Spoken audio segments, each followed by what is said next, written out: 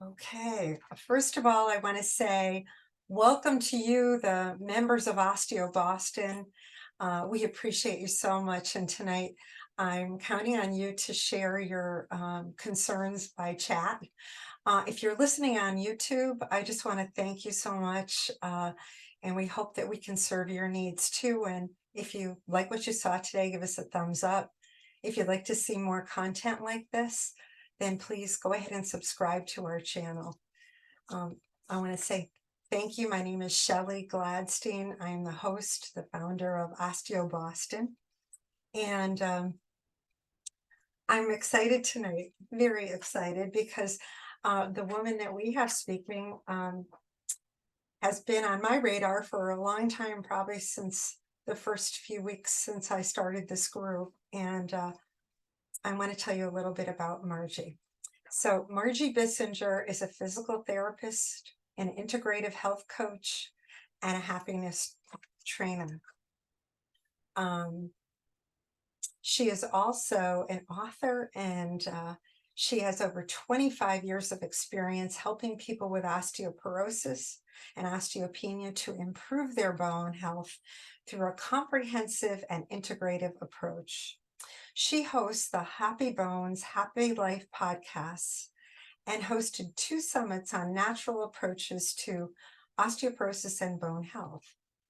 Margie oversees all the osteoporosis initiatives for the state of New Jersey as a physical therapist, representative to the New Jersey Interagency Council on Osteoporosis.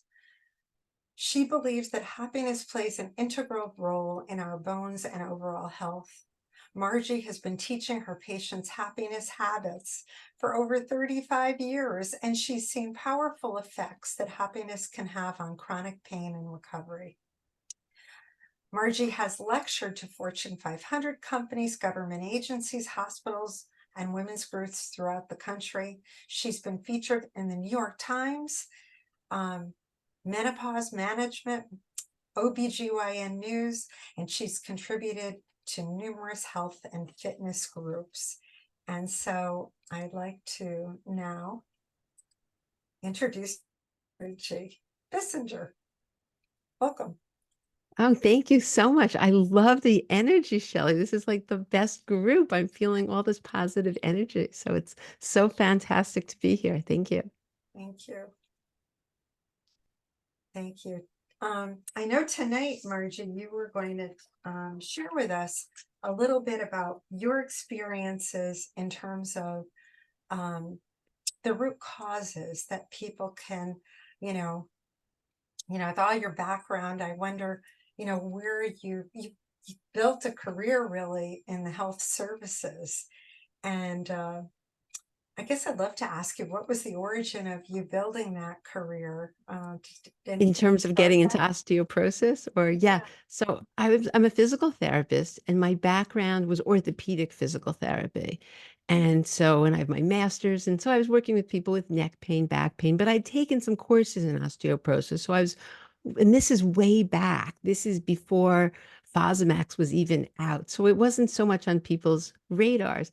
And we had moved to New Jersey, and I was working in a private practice, and a group of doctors asked me if I would see their patients who had osteoporosis for exercise.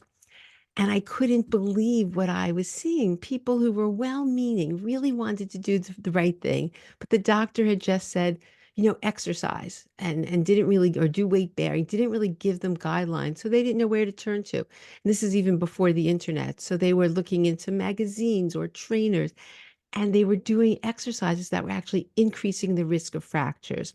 And that sort of broke my heart that here, well-intentioned people who wanted to help themselves didn't have the guidance. And so that's when, as a physical therapist, I said I got, very involved with the state. I wrote an exercise book at that time. And I also got involved with at that time, it was the National Osteoporosis Foundation, and just wanted to help get the message out in terms of as a physical therapist. Fast forward, and it was helping, it really helped people because exercise is a very big part. Fast forward, I have a son who had type 1 diabetes in college, and then I saw how nutrition made such a big deal and really changed his life. And there was a health coach who helped him. And I said, you know what? that piece is really missing in all the people I'm working with osteoporosis. Went back to school, became a health coach, added that piece to it. And I've been teaching happiness for over 35 years because I saw with chronic pain that I had gone through a bad experience, and people are like, "You're so happy. What's the secret?" And I realized that I could teach this to my patients, what helped me get through things, and chronic pain got better so much faster. So I've been teaching that. That's been a part of everything I do since then. So that's how I got into bone health and osteoporosis and really just saw the need and was a bit frustrated with what conventional treatment is and being an integrative health coach and really being involved with integrative doctors and people. I knew what was possible. And so that's why I just started the podcast and wanted to get the word out and started the summits too, because there was so much I was seeing, so much can be done, but a lot of people didn't know about it and weren't taking advantage of it. So And that's, so would it be right to say that it was osteoporosis, that the osteoporosis is your main concentration, although it, yes. um, For the past 25 years, I would say, again, I have a background in orthopedic. I worked in head, neck, TMJ. I've done lots of things like that. But for the past 25 years and now, other than teaching happiness, that's really my main focus and what I've been working with. so great. Well, I've noticed in like I've signed up for your emails and that go out to your readers. And among the natural integrative practitioners that are in the field of osteoporosis, you're often asked to be or choose to be in your own way too, uh, in your podcast, the interviewer of the Yeah. people, right? And you have but you, one of the things I love about you is that you're very selfless in your presentations and in your praise of others. And it's something that I admire a lot about you. You see the world of, it seems to me, the world through a prism, a multifaceted type of prism, where there's many roads to the same, or many paths to the same outcome. And I'm sure within your travels and in your conversations with the many people that you have interviewed, that you've probably developed many of your own opinions about which methods really matter to you and which seem to work best without necessarily naming practitioners per se. Could you share with us how, not just how it would feel today to be interviewed, but also that some of your personal favorites, that maybe those aha moments that you've had along the path of interviewing so many others? Oh, sure. And it's just I've gained so much knowledge. Oh my gosh, from interviewing like on my summits, I'd had over 50 practitioners, and it's just so wonderful. And one of my favorites is Dr. Keith McCormick, and I know he's been a guest with you as well. Um, but in terms of what I've learned, I guess, from all of the practitioners, the most important thing is really digging deep and not settling for there's nothing that can be done and I think that there are many answers and there are many roads. And do you want me to share what I found some of the most common, as we talked about root causes? I think this is so important because this is what's missed. And my whole family are conventional doctors, like everybody, my husband, everybody. And as a physical therapist, that's what I've worked with.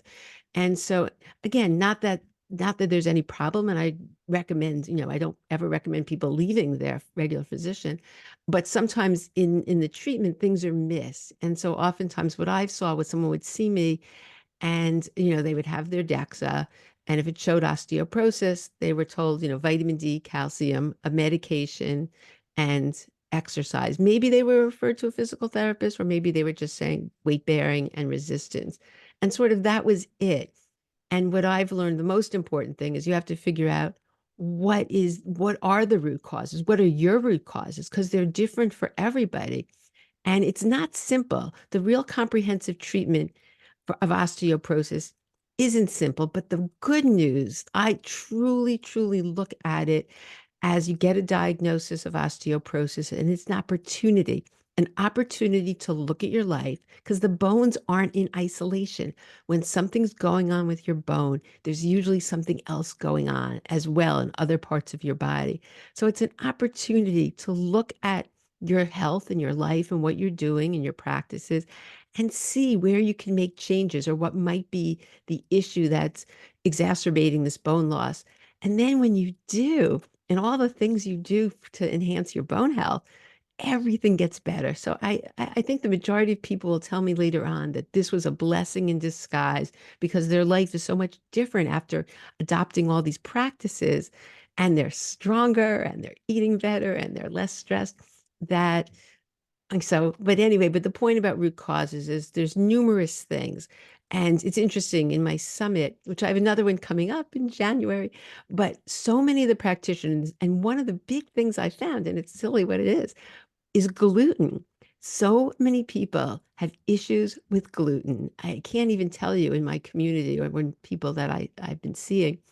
But the issue is, celiac disease, everyone knows. Every doctor will test for celiac disease because that's known. That's known you're not absorbing your nutrients. However, the majority of people don't have celiac disease and they have gluten sensitivity, and that's not usually tested. And I would say when I have people tested, around at least 90% have issues with gluten. And many of the other physicians I've worked with have had the same experience. And so the reason that's such a problem is either you're not absorbing your nutrients, it's a malabsorption problem. So you're not, you're being deficient in nutrients that the bone needs. The second thing is that inflammation.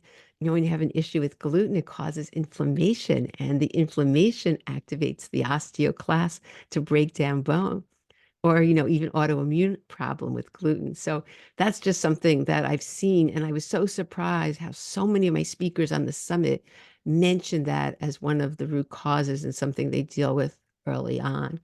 So I can go into a lot more, but there's so many different things that I've learned. And I think the other thing that really is critical and that seems to be missed so much is parathyroid disease, hyperparathyroid disease.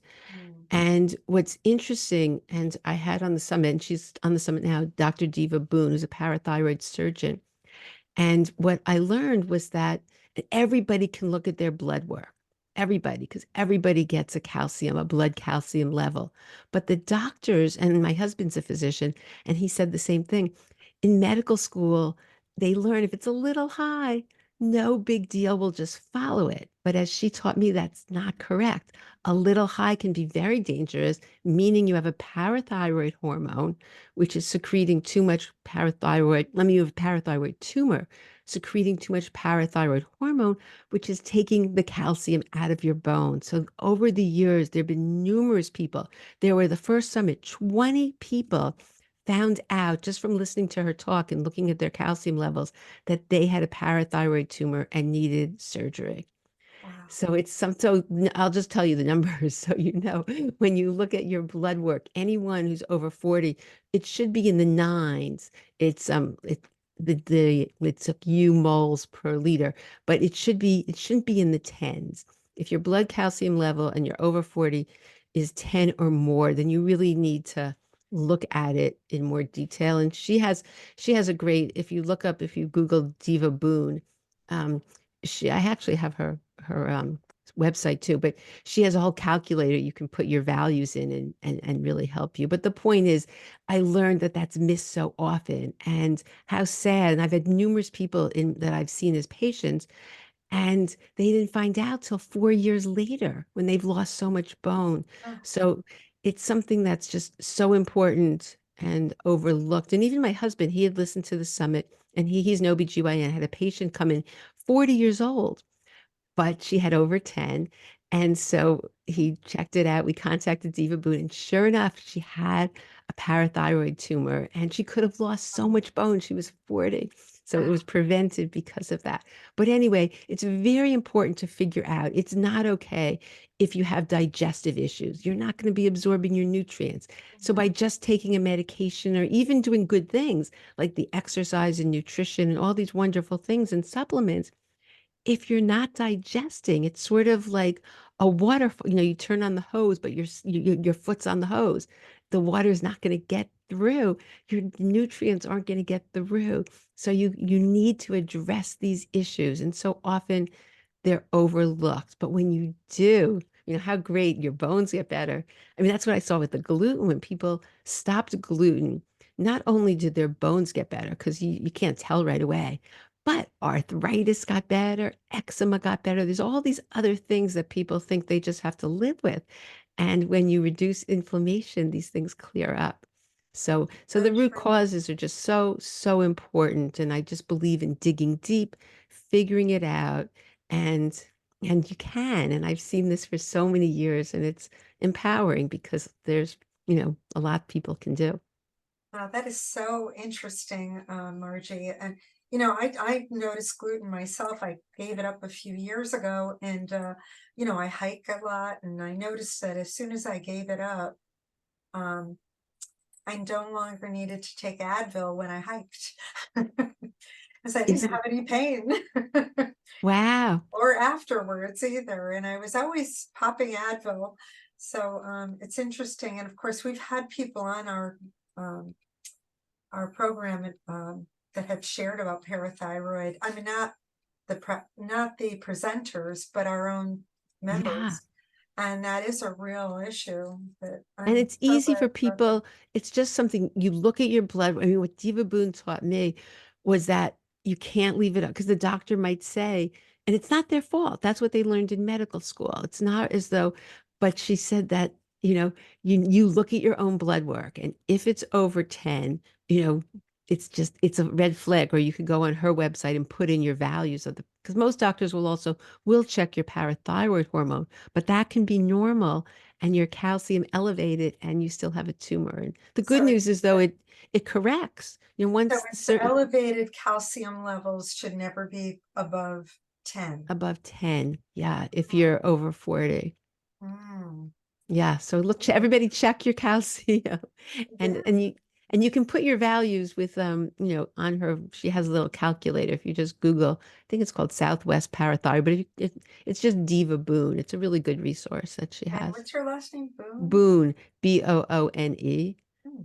Yeah, actually, I wrote down this in case I needed it. Do you want me to give you the actual I here it is. It's if you go to www.southwestparathyroid.com/app, then you can put in your values and she'll give you a little Oh, reading. Yeah. that's great. It's a We big will help. do She that. really wants to, her goal, it's upsetting to her how many people it's missed and people are just losing bone for no reason. Oh, Yeah. interesting. So gluten, parathyroid disease, and digestive issues. Is there any other ones you would say are major contributors I that we mean, should be looking? anything that causes inflammation. So for some people, I think it's really important when they're getting their blood work. Also the glucose. People with elevated blood sugar, they found that people who are diabetic have more fractures, have their bones aren't as strong and they have major issues because the elevated glucose will activate the osteoclast and also break down bone. And I see that quite often. So I think blood sugar control is important, anything else that will cause inflammation. And so, for some people, it's toxins. For some people, it's mold. There's just many different causes. That's Mhm. sort of why on my summit, I have all these different people speaking about different things because it's different for each person. But what you can do also in regular blood work, on the regular, you can ask for something called a homocysteine level, and a C and a high reactive C reactive protein, and that will give you a little sense if you have, in terms of inflammatory markers. And so I think that's just an easy thing that you can ask for. That's really not such a big deal in terms of the homocysteine. What that is, it's an amino acid, and it makes your bones stiff, fragile, and more prone to fracture.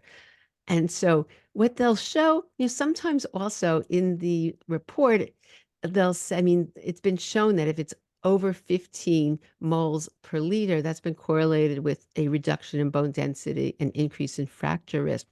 but some of the integrative doctors prefer keeping it even under 8 because over 8 can contribute to inflammation. So it's just something that to get checked because it is something that can be common. And again, just to see, is that one of your root causes? As well as the other test is the high sensitivity C-reactive protein. That's also a good marker of inflammation. And what happens with that one, if it's elevated, that means it stimulates this interleukin-6, which is a pro-inflammatory cytokine. But the point is, it stimulates the osteoclast again to break down bone, and it increases your risk of osteoporosis, as well as, yeah, it's just going to be an issue. So those are just two things, easy things you can do in the blood work also to, just to see, do you have inflammatory markers? Okay, that is so good. We could go on and ask you even more about that particular thing. But I know that I've seen a woman talk about oxalates on on your Yeah. offerings. How do you feel about those yourself? Well, the interesting thing about oxalates is that with oxalates, it's an upsetting topic, quite honestly. Nobody wants to hear about it because it's frustrating. We're trying to eat really healthy, and so many of the foods that are high oxalates are healthy foods that are high in calcium. And so now to be told, are you kidding that so I sort of shied away from it early on, like enough's enough. And I teach happiness, and I truly, truly believe that we don't want to go into overwhelm. And to me, that was putting people in overwhelm. However, all my research and talking to so many people, it is an issue. It's an issue for a couple of reasons. Number one, for many, there are people who are sensitive to oxalates. And there are people in terms of the sensitivity, there are like even some genetic problems that people have. They can have like a gene called the AGXT gene, and which prevents people from breaking down oxalates. So they actually have more of an issue in terms of oxalates. But there are people who truly have issues, and they have a lot of pain because of the oxalates. So it's really interesting because Dr. Kim Millman, one of the doctors who I really respect, and she's a friend of mine, and I just think she's fantastic. She's been working with osteoporosis for so many years, and she's an integrative doctor. She's an MD, just very, very bright. And she's very big into root causes, et cetera. Anyway, and so she was sort of similar initially, really wasn't, not going to deal with it that much. And then she started, and she has a class that I was actually part of that I taught some of the modules in. And at the end, so many people, yeah, there were people who one person was a chiropractor. Her neck pain completely went away when she reduced her oxalates. There were people who had cystitis, completely went away. Joint pain, sharp pain in their joints. So, what I've seen now in my community too is that for people, it's an issue. And not that and it depends on how much you have to, but truly, it's just not healthy to have a high oxalate diet. So, for example, like spinach is a high oxalate food. So, there are people who are having spinach smoothies every day. They're putting massive amounts of oxalates. Same with almonds, and almond flour, which is good for, there's calcium in these things, but it's very high oxalate. So, I think it's something now that I do pay a tremendous amount of attention to, and I really tell people not to stay away from all that high oxalate food, and not that you can't have it sometimes. And again, if you're a person with pain, this could be a source. And the thing though, you can't just stop it. You have to do it gradually because the body can't accommodate and there can be issues. So it's just something I think everybody should be aware of. And if you're having pain, there's a sharp type of pain people can get, or fatigue. There's many different symptoms. Actually, so my summit is in January, and it's free, so everybody can come. But Julie, I have a person who spoke on oxalates at the last summit. This part of the summit is the same as last year, and then I have new speakers as well. And so, but this year I also have, and she came here, Irma Jennings, and she goes in more detail on different oxalates and what's high oxalates, what's low oxalates, how you can use something called a chronometer to see what the oxalates are in the food. But anyway, there's more information on that. But to make a long story short, many people I've noticed have issues and they didn't realize that the oxalates was the cause. So it's just something I think people have to be aware of and really see how high your level of oxalates are, and not to go crazy, but just to be aware and maybe not have a super high oxalate Yeah, level. yeah. And to, know that, oh, these foods have them. I was eating so much kale and I didn't realize that even had it. Yeah, And kale's not that bad though. Kale's not considered super high. oh, Kale, okay, collard greens are good ones. okay, Bok choy is a good green. Yeah, but okay. some of the ones that are the real highest are in the green, so spinach. And the problem is, I always thought that you just weren't absorbing. So used to always tell people what happens. Just for people if you don't know, oxalates is a compound, and it binds to the calcium and it makes it indigestible. So what happens is, I used to tell people, well, look, if you're eating spinach, you're not going to be absorbing the calcium in it. So don't count it when you're counting your calcium. But now there's even studies that show that that it even takes more than just the calcium. It can bind to calcium in your body as well. So Oh, yeah.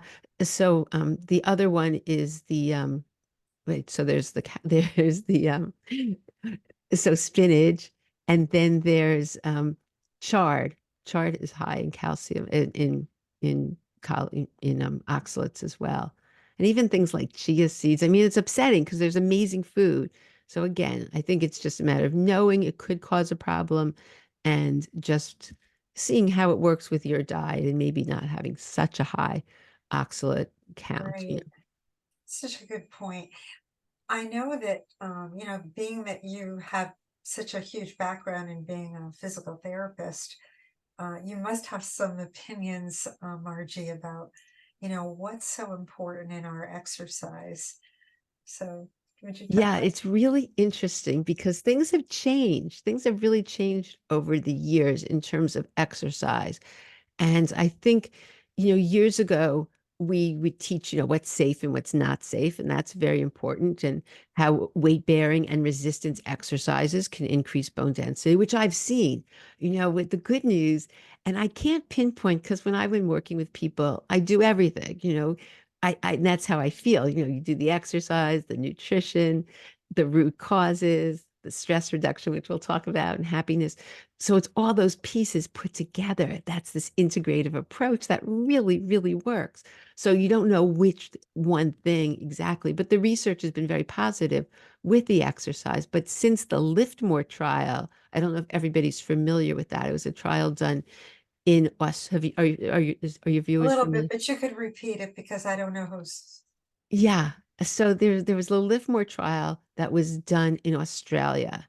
And I actually interviewed Belinda Beck, who she's on a new interview on the summit this year.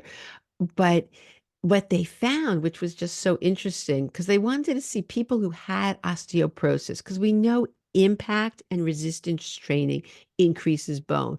But could we put people who have osteoporosis and low bone, density, could we really put them through such an intense exercise program and be safe? That was really what they were looking at. So they took 101 postmenopausal women. It was 8 months, twice a week, and 30 minutes supervised, but very high intensity. It was 5 sets of 5 repetition. Greater was ran between 80 to 85% of what's called one repetition maximum. They were working hard versus a more low intensity program. But the low intensity program, I think it was up to 6 pounds. So it's the type of strength training that people are doing. And what they saw significant improvement in the bone density in the femoral neck and the lumbar spine, as well as the thickness, the cortical thickness. We're always so worried about fractures at the femoral neck. So they saw the thickness. They actually changed the bone architecture at the femoral neck, and also functional measures increased. But what did they do? That's the thing. And if you look at this, they were doing deadlifts, they were doing back squats, overhead presses, as well as like lifting themselves up and down on their feet. So when you look at this, the thing that's so interesting about this is that you think, really, people with osteoporosis could do this? Isn't this dangerous? And nobody had injuries. But here's the thing about this. It was completely supervised. And I think they spent, trying to think, maybe 8 weeks or six. They spent a fair amount of time preparing people, teaching them perfect posture, how to lift, how to stabilize. And it was done under supervision. So it's not as though someone just looked up the lift more. And I agree, you shouldn't do these exercises by yourself, but they did this under supervision. There were no injuries at all, and and people gained significant bone density. And then the people who were the control group, when they saw the results, they ended up getting into the program and they improved their bone density as well. Fast forward, when I interviewed, this is sort of interesting. When I interviewed Belinda Beck not that long ago, I said, is there anyone? It's called the Onero program, the Onero. Yes. And they have bone clinics all through Australia now Yeah. where they're doing this. And they only train physical therapists or exercise physiologists. They will not take just an exercise instructor because it's so specific and you just have to really train people properly so it's safe, so nobody gets injured because it is high intensity.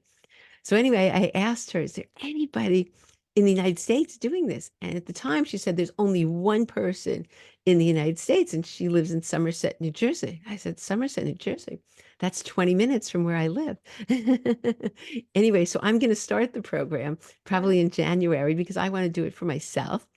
And the other thing is, I interviewed her. It's coming out this Tuesday on my podcast, actually. Happy Bones, Happy Life. Her name's Claudia Tomas, Dr. Claudia Tomas. And she said people have been getting 10% increase in their bone density. She said it's been incredible. She's been doing it for over a year now. And she said, and she really works with people beforehand and teaches them the proper training. So the truth is that this high intensity impact training has been under supervision, has been shown to be safe. And again, not everybody can do this, but the point is, so I'm such a big believer in exercise. Everybody, no matter what you can do, even if, so again, strength training is incredible. And I've had patients who don't want to exercise, but they love Pilates. And so there was a Pilates person who was trained in osteoporosis, and they just went twice a week. And that's all you do. You only do the lift more twice a week. So Claudia told me that people come to her program for 1 hour twice a week. And she has people driving from New York City, driving an hour, 2 hours away. And people have had such incredible results. And so what I think though with exercise, I said, no matter what, everybody can do balance exercises. Everybody. And what I have seen is most people fall, a lot of people fall because they're not paying attention, they're distracted, or, as we age, our balance deteriorates, but it doesn't have to. So even doing balance exercises, my favorite is Qigong and Tai Chi, but doing something like that is going to prevent falls, prevent fractures. So I think whatever level you can do, and I'm a big believer in working with a physical therapist and making sure you're doing it with with good posture so that you don't hurt yourself. But yeah, so I think exercise is really, no matter what, a key. And wherever you are, the bones respond to the forces placed upon them. So even if you're someone that's and I think that's the fun part. I've had so many couch potatoes and they're like, oh, I have to exercise because of the osteoporosis. And they become strong. And when you become strong, you become empowered. And, I have 80-year-olds helping me move chairs. And it's really, really great. So, yeah. So obviously I'm a very, very big believer in safe exercises. Sure. Know your precautions. It's not, I think, I think you need to know the osteoporosis precautions. That's critical. But yeah, safe exercise and then taking those principles and putting them in your life. So you're not slouching, and posture is so important. Yeah. Yes. Oh, that's so good. So good. Um, I'm also wondering, I'm sure everybody asks you this, but do you have osteoporosis? I have both osteopenia and osteoporosis, but it's been the same now for, oh gosh, probably 10 years. It hasn't changed at all. So I think what I'm doing is good. And yeah, so it's, Really I, good. th I think maintaining is really a wonderful thing. And yeah. Yeah, yeah, absolutely. Um, the other question I would ask you is, I know that there's so many of these important lifestyle, if you will, integrative uh, approaches towards osteoporosis that I know that you're a big adherent of. But is there a place in your mind for using medications? That's such a good question. And I think at my first summit, I remember I didn't want to, my goal is never to alienate conventional doctors. I want to bring them in. And I think it's so important because I don't think they don't want to be part of this. I just think they have a certain training. And when they see there's other ways and different things, they do incorporate that. And so I didn't have anyone talk about medication because I didn't want anyone to say anything negative, and I just wanted to have other approaches.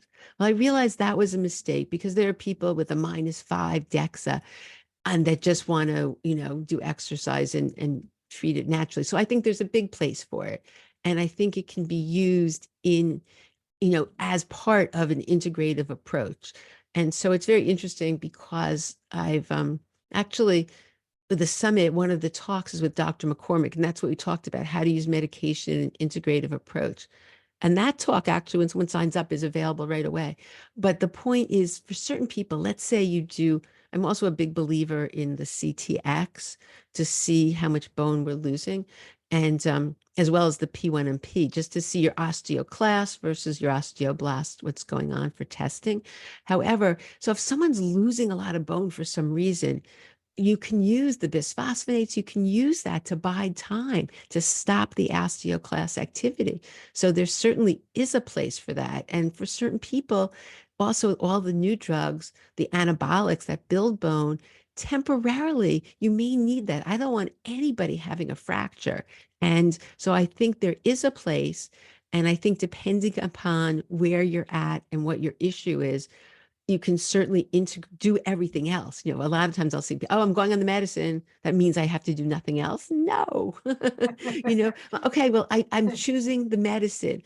So Right. like, forget everything else. No, no, no, no, no, no, no. So the goal with medicine is to be on it as short as possible.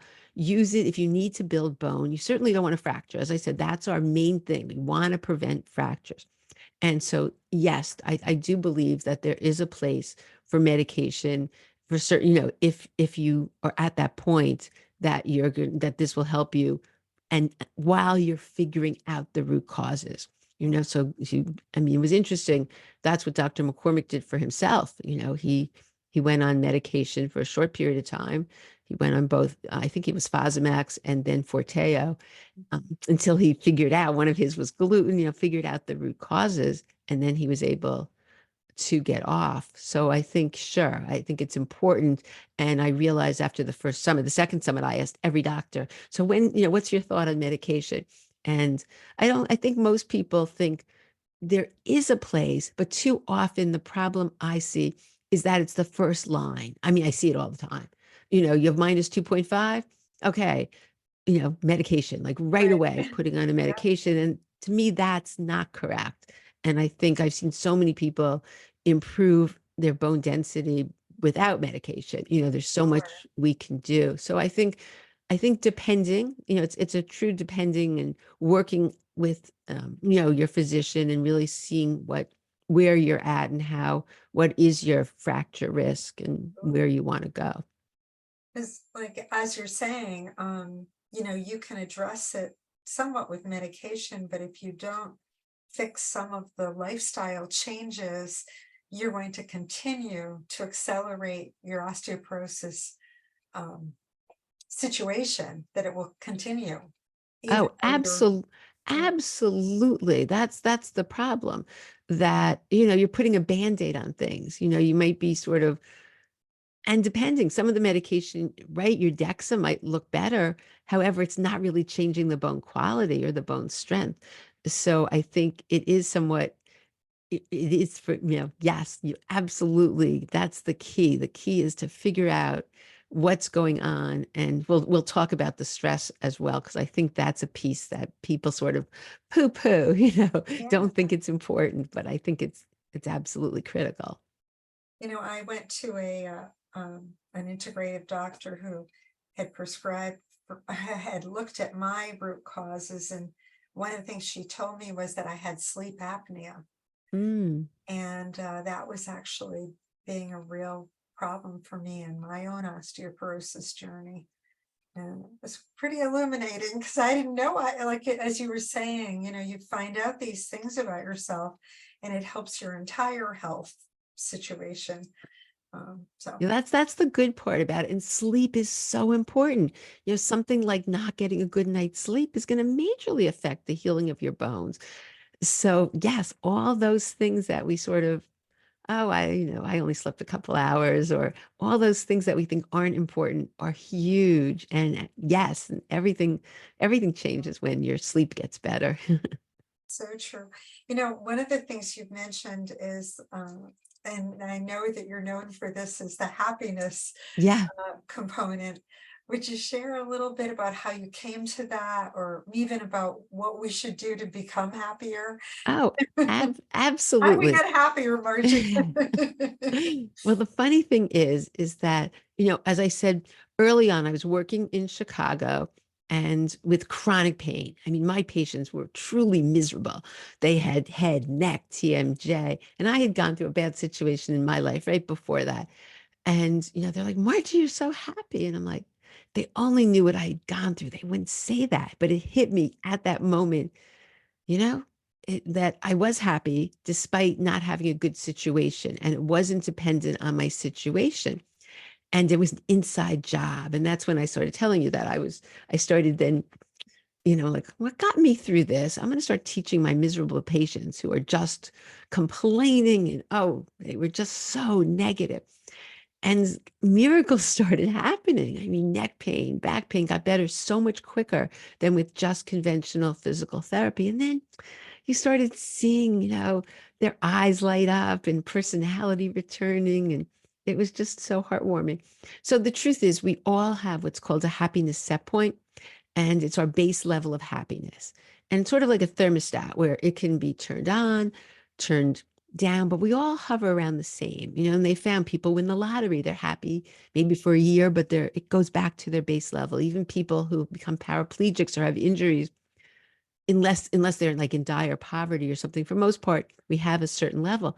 But they found with the research that you can actually improve that. And 40% of that, 50% is genetics. And as we know, there's now something called epigenetics where we can affect some of our genes if they turn on and off.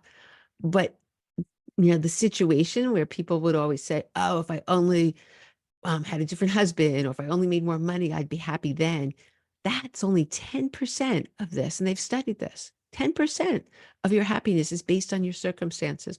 The other 40% are habits. So they found if you can change some of your habits, and be happier people had different habits, excuse me, than people who weren't happy, that you can raise your happiness set point. So that's what I've been doing with people for, oh gosh, for over 35 years. And it's just amazing. But in terms of the osteoporosis, there was a study done looking at life satisfaction, and they found that there was a correlation with bone loss, that it reduced bone loss, people who are satisfied with their life. So there, also when you're happier, you're going to want to engage in life. You're going to want to participate in your exercises and eat healthier. So it's just a win-win situation. And yeah, so it's my favorite thing I do, actually. My happiness classes. I just love it because I get happier. But in That's great. in in terms of, you asked me what we can do. Do you want me to? Yes, what can we do? Okay, so I'd say a couple of things, but I mean, as I say, I teach an eight I know you module teach a class. long class But on but no, but this. just right now, what everybody could do who's listening, I think the first thing is being a victor in life and not a victim. Because when you're a victim and you're like, oh, poor me, I have osteoporosis, I've lost bone, you go nowhere. When you focus on the problem, it just keeps you in a state of really unhappiness. And so just making a little switch, and we all sort of fall into this, and you sort of know if you're doing this by blaming, shaming, or complaining. Those are like the three things that, Blaming, but shaming, and blaming and complaining. shaming, which is self-blame, and complaining. I love And it. so the thing is that what you do, you make a shift like, okay, I'm not going to focus on the problem. Let me focus on solutions. And then you can be empowered. So instead of focusing on this and dwelling, oh, poor me, well, what can I do? Well, you know what? I'm going to exercise. I'm going to start eating. I'm going to go to your Osteoporosis Boston program. And, and you become empowered and it really makes a difference. So I think just that mind shift is number one. And the other thing I think, I mean, there's many, many, many, many things that you can do. But the other thing is that the average person, 80% of their thoughts are negative. And that's a big deal. And I think we're sort of wired that way because in the caveman days, we had to be more aware of a lurking tiger than somebody actually giving us a compliment. So I think if you change the lens you see the world through, and what I mean by that is that, okay, if we're wired for negativity, just like if someone gives you if you have 20 compliments and one person says something negative, what do you focus on? Most people focus on the negative. But to sort of switch that around and wake up in the morning and sort of, you know, say to yourself, what's the best thing that could happen today? Or what good, just start looking for the good, being a detective for the good. And there's so much good that exists that we don't see. But if you start focusing on it, and then when something good happens, they found you can actually change your neural pathways by savoring it for 20 seconds. So you see a sunset, just stop, take it in. Somebody says something nice to you. You've done such a good job with this podcast and everything you're doing. Someone says, oh, it's nothing. I work really hard. I really want to give the best, get as much information to everyone. So just soak it in, absorb it, savor it and then start appreciating things, like taking appreciation breaks during the day.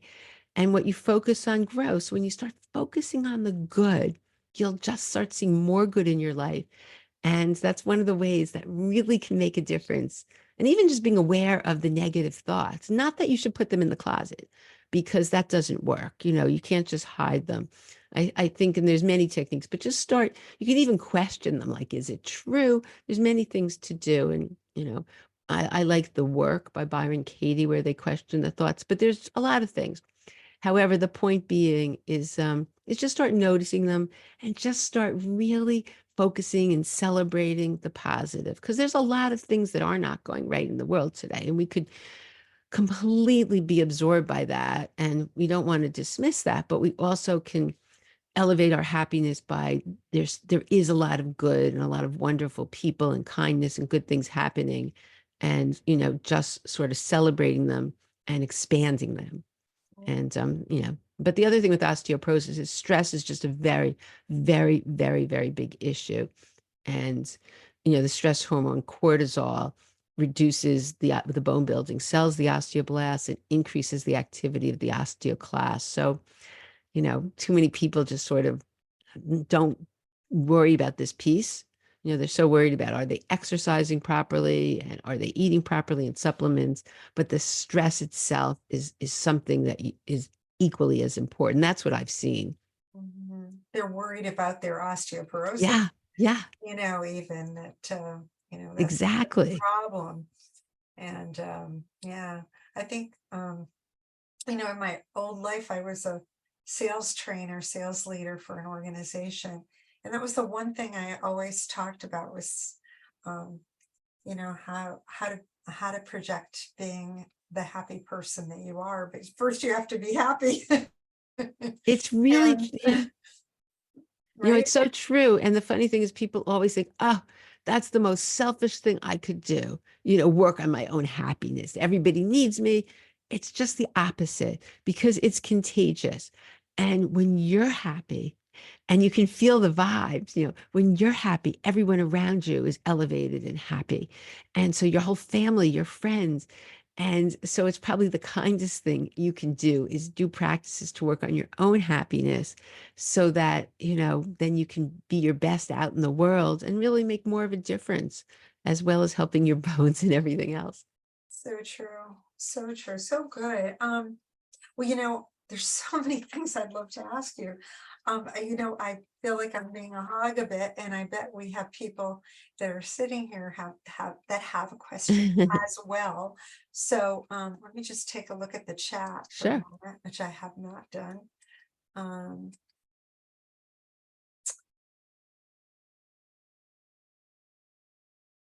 oh, isn't that funny? I don't see the chat here, even though it's my own. Oh, there we go. Okay, got it. So here we go. What do you think about a cortisol supplement? Someone asked. Oh, if you have, I mean, there are supplements. I think if you have high cortisol, there are supplements that Oh, people take. Um, so I think depends. I think and I would work with an integrative doctor on that. And there's even testing you can do to see taking your cortisol different times of the day to see where it is and what the problem is. And so I would test that as well. There's a Dutch test and there's some other tests that people can do. Um, but I would work with an integrative doctor on that or whatever. But if you really are having an issue, there are things that can be taken to reduce the cortisol. Yeah, so I think I have no problem with that at all. But I also am such a believer, and I work with people on this, that in addition to that, things, see what practices you like, journaling, meditation, going out in nature, just slowing down. There's just breathing. There's so many practices that are so powerful. And, I've always been a happy person, but not relaxed. I, I was going a million miles an hour and more type A, I guess. And years ago, I tell the story that I decided to sign up for a mindfulness meditation program. It was an 8-week program. It was the John Kabat-Zinn program. And first class, we didn't do much. The second class, I got a speeding ticket on the way to meditation. Can you imagine? And so it hit me in the head that I am so not practicing what I preached. So I took that class so seriously. Like my life was dependent on that class after this. And since that time, that's, no, it must be like 11, 12. It's a long time ago. I've been doing, meditation and different practices almost every day. And it's completely, completely changed my life. I would say I am relaxed now and I go with the flow. So I think with cortisol, yes, I believe in that. And there's things you can do. But I also think, just some of the breathing, some of the natural things, the exercise, and sort of looking at your life and, yeah, seeing what is stressing you out, and where you can make changes, even just, as I said, going in nature. So. excellent, Margie. Excellent. Thank you. It's wonderful. Um, Someone asked you, how much time should you leave between eating a food that's high in oxalates and then taking a supplement, Oh, for well, the example? interesting thing is that actually you can take, I mean, I learned this from Dr. Kim Millman. If you're eating a food high in oxalate, you can actually take calcium citrate with it, and that helps reduce what you're going to absorb in the oxalates. So you could take it at the same Oh, time with the calcium citrate, just the calcium very citrate. Yeah. interesting. Yeah. I know. I thought that was very interesting as well. Um, That helps. good. Um, Yeah, so the question, how long? That's an interesting question, but the calcium helps, right? So you could take it right with it. away. Yeah, yeah, yeah, yeah. That's what Um, what she had taught me actually. Yeah. Someone asked you this, which is an interesting question. We did look into the Onero. They don't teach it in Massachusetts at all. So you know what So, you have to do? You just have to find a physical therapist who will get trained. They don't have to fly to Australia or anything. I think it's they just have to go through this course. And yeah, I know I'll have to talk to you, Shelley, because I'm I gonna know. I want to do it myself because I want to really see, because it's a different level. As I said, I'm a physical therapist. I do strength training. I've been doing that for years, but this is a totally different level. Yeah, And so I thought, how fun. And it's really close to me. I mean, this is doable. I can't I believe know. one person in the country. Now I think there's another person was 20 minutes from where I lived. I said, are you That's kidding? amazing. I know in Somerset, New Jersey, I used to go there all the time.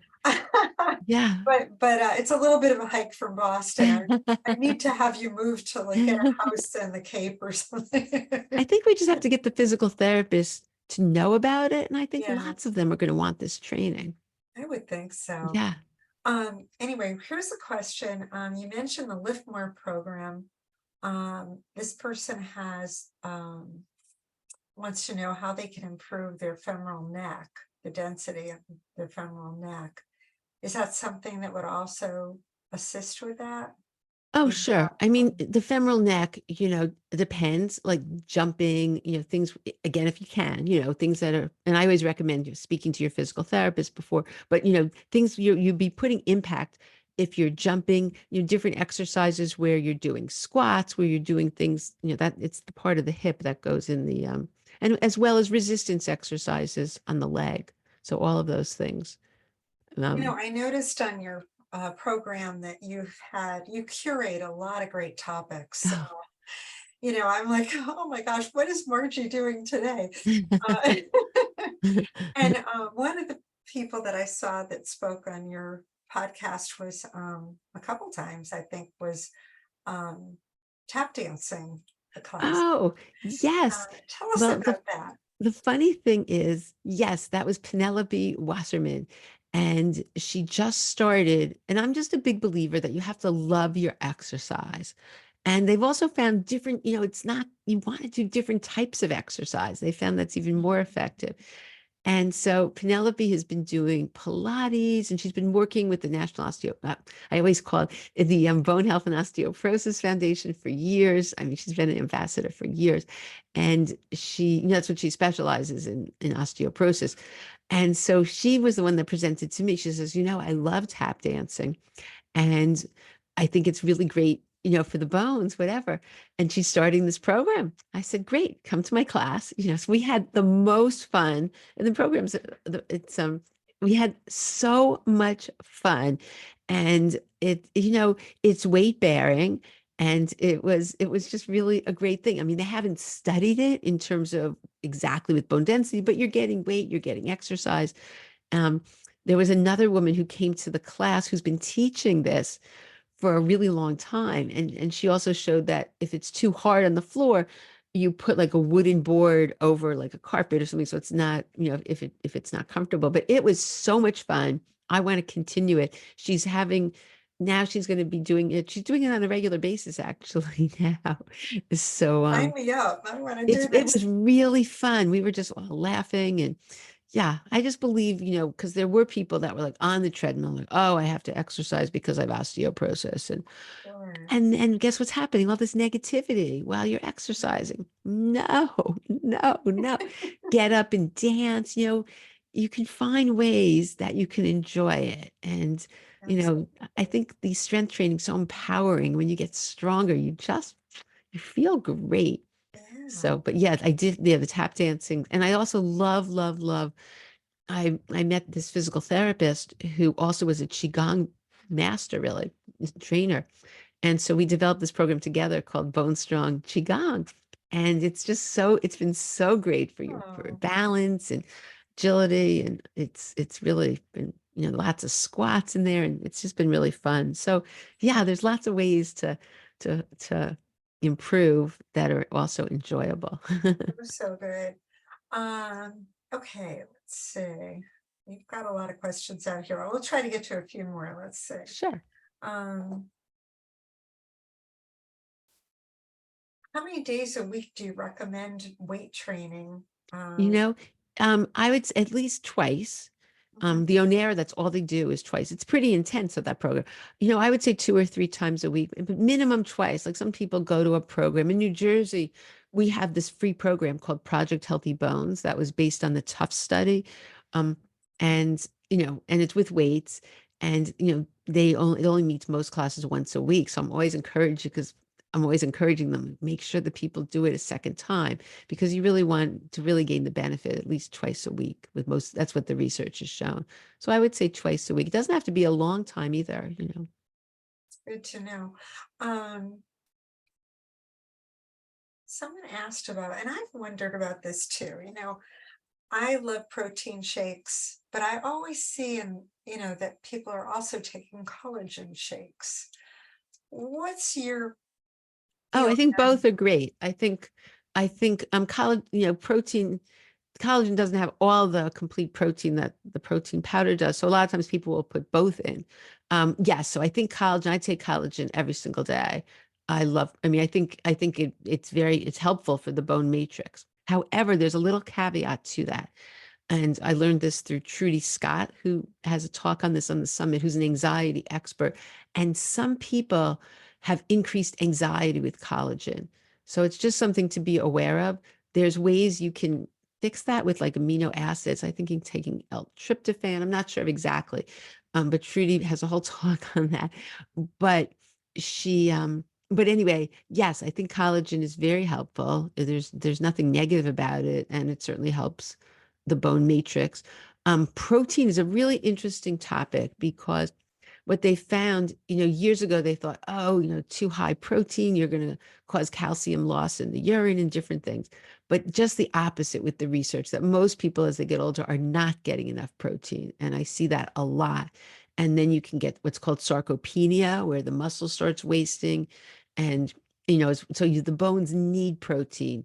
And so I think it's, obviously clean protein. Like I'm a very big believer in wild caught fish, pasture raised, and in terms of really high quality protein. Um, and also if you're a vegetarian, just making sure you get enough protein. And usually, a lot of people do need to take supplements if they're a vegetarian, but I think protein is very important. I think both are good as long as the protein powders, a high quality and a good source. So definitely count your protein because um, there's different formulas. I like the Cultons have a form. There's a couple different ones. And I know in my summit, John Newstat has one formula, but Irma has another formula. But basically, I think the easiest, which is based on research, is the Cultons. They have a formula 0.545 times your body weight. And I think that's a pretty good one. So it's a little more than half of your body weight in protein. But the RDA, what they recommend, isn't enough. They found that that's just not enough. What's the recommended dietary allowance? Are So, you saying Colton, like Oh, Colton? Calton. Um, so it's Mira and Jason Culton. They wrote a really good book on osteoporosis. They speak on the summit. Their big thing is micronutrients.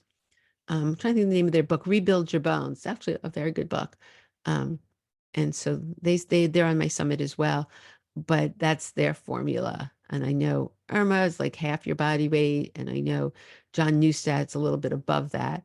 But the point is that it's higher than the RDA, and it's important. It's really, really important. And I see many people are not getting enough protein. I think it's a big issue. Yeah.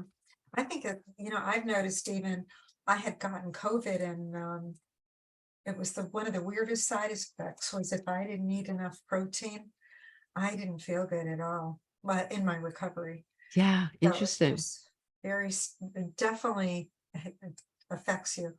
Okay, let's see what else we have here. Um, any suggestion for people that have trouble building bone in their spine? Everybody, I think that's a hard area to build bone in I general, think I think the issue is a lot of times we don't focus on that, and that's what I would see when I'd ask people, what are their exercises? They're doing biceps, they're doing all these things in front, they're doing legs, but they're not really doing the spine. So some things like if you're on all fours, you lift one leg and the opposite, and you can even do that with weight. Anything going backwards, anything where you're doing pulleys, you're doing anything where you're going backwards, you're going to exercise the muscles and does that make sense? So depending if sure. you're going lower, higher, you're using the muscles in the back. Um, when you're getting things in the spine also with impact. So whether you're jumping, doing anything like that, but even just going up on your toes, down on your heels, I like, I like to do that holding like one hand in the low back so that you're in good posture. Um, but in terms of lots of things, like if you're on your stomach and you're doing extension exercises, going back with the and leg lifts also and stabilizing. So there's lots of things that you can do for the back, but the back muscles, a lot of people just don't think about. Does something like working on your core also help you with your back? I think, yeah, oh, absolutely, because you're stabilizing, sure. And Mm. core is really important. And I'm such a believer that you have to, because I see some osteoporosis exercise videos and they're fine, but they're not saying stabilize the core. And to me, the core also includes the pelvic floor, because I think women, it's an issue when you're doing serious strength training. You could really be causing issues, and no one wants to leak urine or have prolapses or anything, and it doesn't have to be. So when you stabilize, when you're bringing the belly button in and up, also you can do the Kegel exercise. You can do like a Kegel as well, so you're stabilizing. And I think that is really, really, I teach everybody that because um too often it's not taught, and it can cause damage. Actually, I don't keep mean to keep talking about the summit, but there's so many resources available, and No. it's free. And it's so in the summit, Isa Herrera, she's a physical therapist and her specialty is pelvic floor, and she's fantastic. I love Isa. She's helped so many people with incontinence, and she's very upbeat as well. But in what I did in the summit, I really wanted all the practitioners to teach things, like so that people didn't leave, oh yeah, now what do I do? So I asked them to actually demonstrate. So she actually demonstrates how to do the Kegel, how to do it with strength training, so that you can actually, it's sort of what I said, but she goes in detail into it and why it's so important and how you can, but I think I don't see that a lot of people are doing that, just naturally. And I think it's very important because, why should we have issues when we get older when we don't have to? Oh, yeah, Yeah. definitely. I will definitely send to our whole audience the summit again, because it is free and you are moderating it as well, right? Yeah, it was a labor of love. I always forgot every year how, because this is my third year doing it. The first 2 years, this last year, every single talk I wanted to do completely new, but so many lives were changed last year, and it wasn't that long ago. And it was just, the talks were just so good that we decided let's keep the talks and add 8 new talks. So 8 new talks, and then there's free gifts. Like I did a whole thing on balance, and actually the new sheet that I created, I give like a 30-minute talk just about osteoporosis, but I have a 4-page sheet on testing. So all those tests that I was telling you about in the beginning, the CTX, the homocysteine, I wrote about them. So that's one of the free gifts people get Oh, just that's by signing up, because people are so confused and some of the doctors talk about it. And I thought, that would be just so helpful if people have that written down.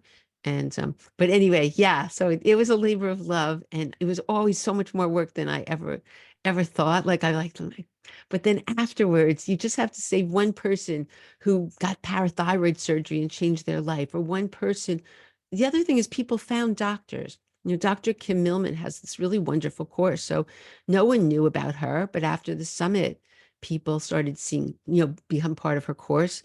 Dr. McCormick, so many people went to see him through the summit, and he really helped people figure out their diagnosis. Do they need medication? If so, what medication? He's just terrific.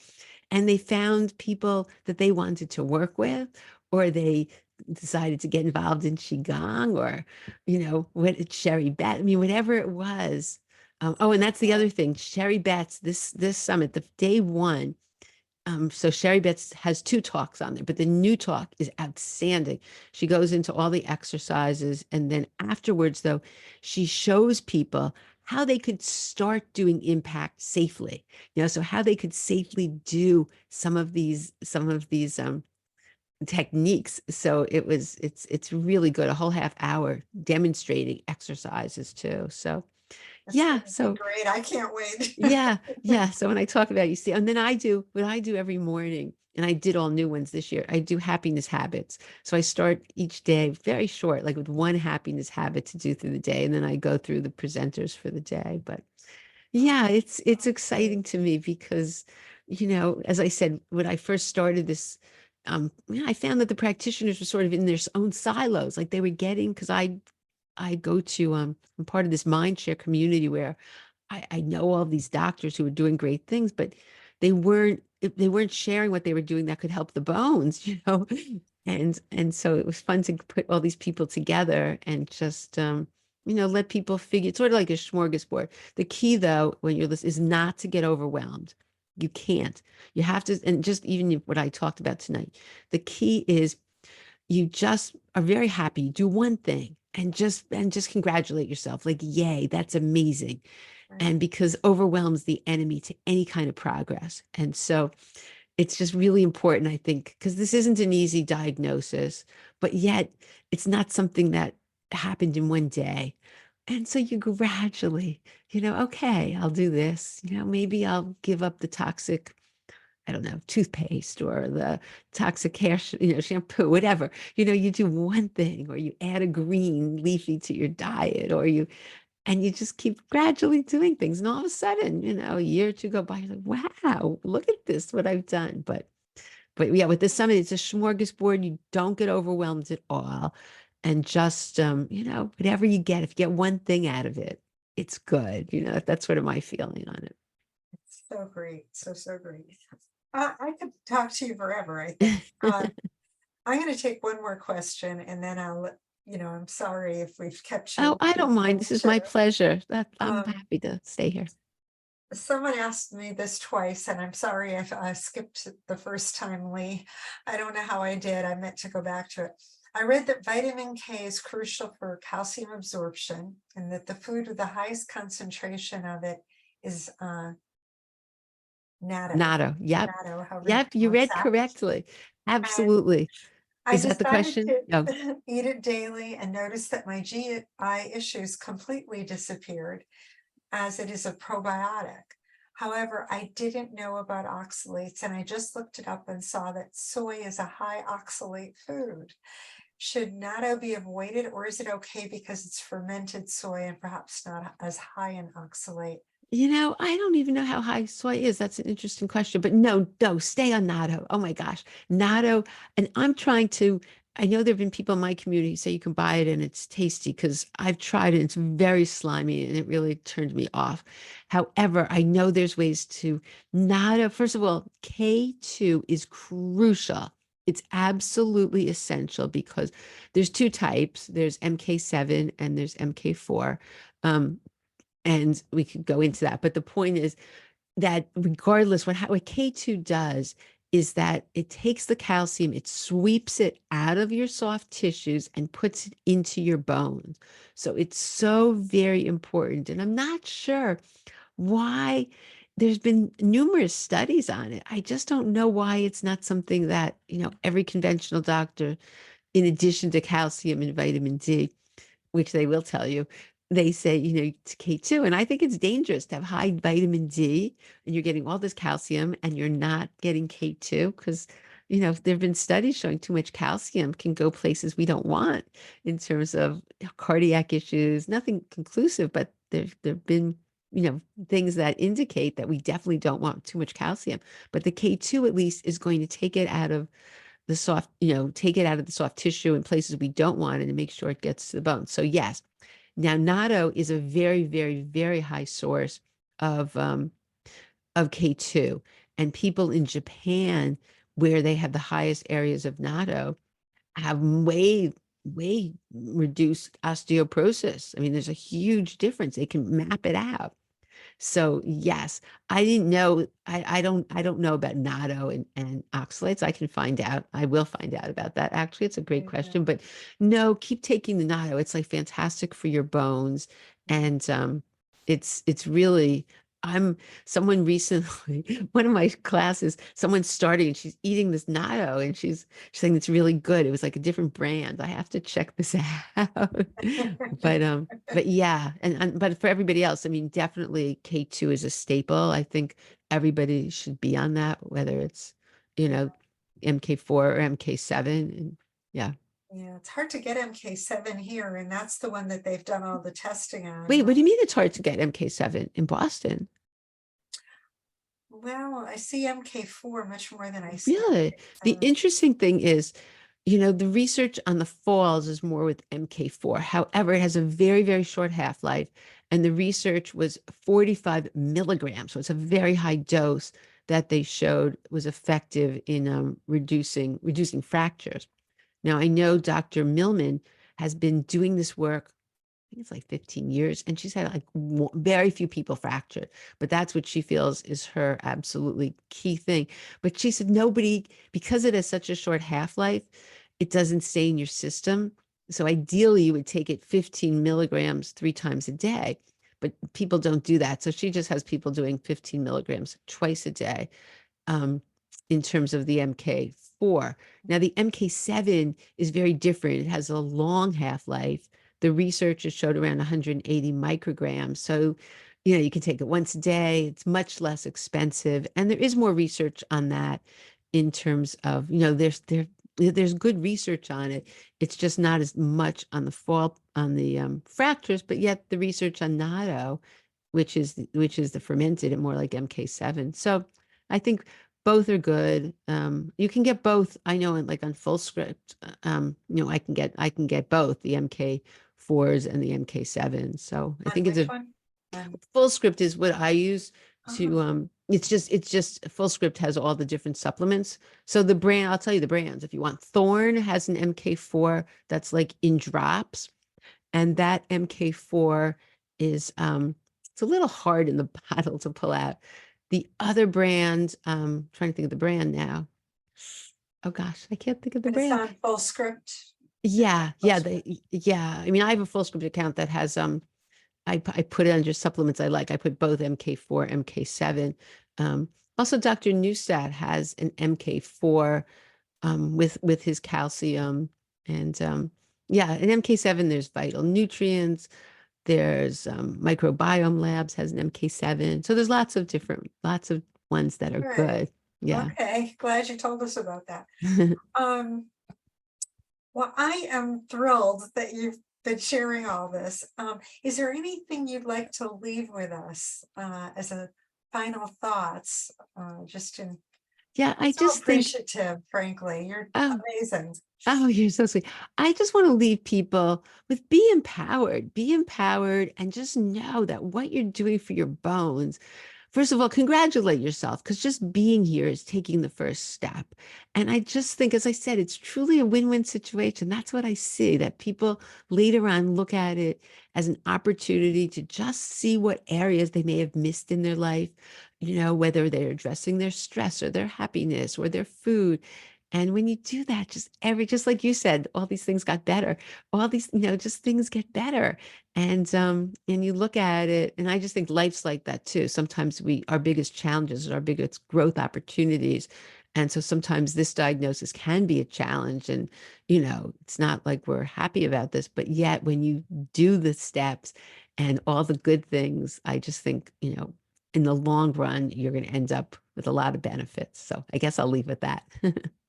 It's wonderful. I want to thank you for not just giving us your time tonight, but just the way that you dedicated yourself to the field of osteoporosis in such a studied way. Uh, you just really made an impact on so many people. Oh, And well, thank you. That's very sweet. And you're doing a lot with the uh, work that you're doing. And so, well, but you know what the truth thank you. is, when I hear one person improves, it really brightens my day, because yeah, it's just, I think we all like to help people, and if we can, and yeah. Well, we're excited about the approach, the new seminar that we're all going to be paying attention to. Yeah, So yeah, and you can, it's how do we already, sign up for it? yeah, What, give everybody the link because you can I sign up will. now I and will. it I'll even put starts. it on the YouTube, so Oh, if great. people listen, they can get on it as Yeah, and well. if someone listens and it's over, there'll still be ways to access it through my website as well down the road, afterwards. But right now, yeah, I can't wait. I always like to. It's just fun. So That's great. And by the way, Margie's website is margiebissinger.com. So for all of you. Anyway, so appreciate you. This has been fantastic. I know we didn't get to everybody's questions, so we're going to have to ask you back one of these days. oh, sure, my pleasure. It's such a when I loved being on in the beginning. I just felt such good vibes, such a nice group of people, and I'm a big vibes person, and I just felt all the good energy that everybody created in this group. So it's really wonderful what you started here. Oh, well, thank you. And thank you for everything. Oh, my pleasure. Thanks so much for inviting me here today.